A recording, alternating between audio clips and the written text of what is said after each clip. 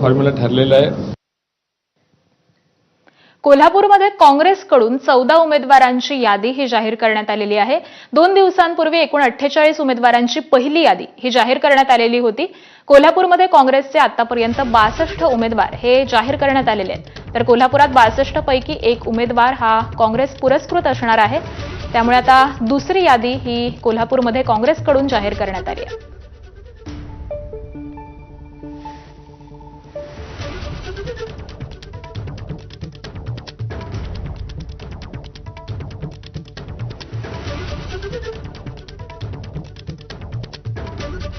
तर कोल्हापूरमध्ये काँग्रेसकडून आणखी 14 उमेदवारांची यादी ही जाहीर करण्यात आलेली आहे। 2 दिवसांपूर्वी एकूण 48 उमेदवारांची पहिली यादी ही जाहीर करण्यात आलेली होती।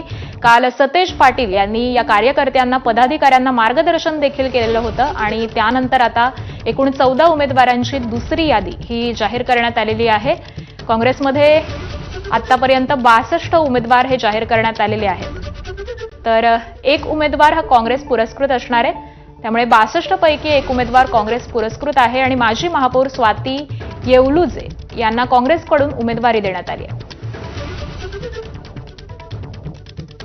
सांगली महापालिका निवडणुकीसाठी भाजपची उमेदवार